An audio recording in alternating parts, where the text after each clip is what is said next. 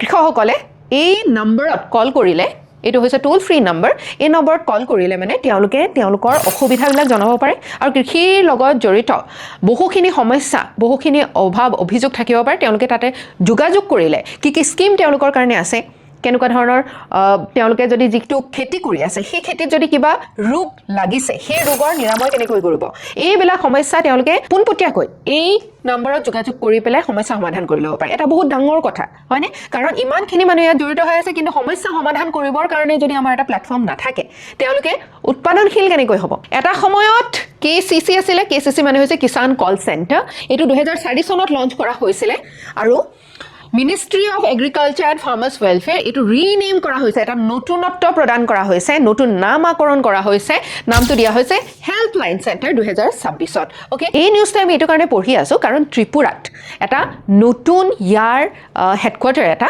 এতিয়া এষ্টাব্লিছ কৰা হৈছে। চ' এইটো এটা নিউজত আহিছে আৰু বিশেষকৈ উত্তৰ পূৰ্বাঞ্চলত এই হেডকোৱাৰ্টাৰটো অহাৰ কাৰণে আমাৰ কাৰণে অতি গুৰুত্বপূৰ্ণ।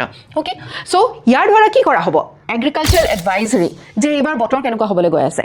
যদি আমি জানিছোঁ আগতীয়াকৈ যে এইবাৰ বৰষুণ কম হ'ব, কৃষকসকলে কি কৰিব লাগিব তাৰ কাৰণে ফাৰ্মাৰ আউটৰিচ, ফাৰ্মাৰসকলক পোনপটীয়াকৈ নিজে আগবাঢ়ি গৈ পেলাই তেওঁলোকৰ লগত সংযোগ স্থাপন কৰা, গ্ৰিভান্স ৰিড্ৰেচেল যিখিনি অভাৱ অভিযোগ আছে সেইখিনি সমাধান কৰা, ডিজিটেল মনিটৰিং, ক'ত কি খেতি হৈ আছে, কিমান উৎপাদন হৈ আছে, কোনে কিমান লাভ আদায় কৰিব পাৰিছে, কোনে কিমান ঘাটিত গৈছে, এইখিনি বস্তু জনাটো অতি গুৰুত্বপূৰ্ণ।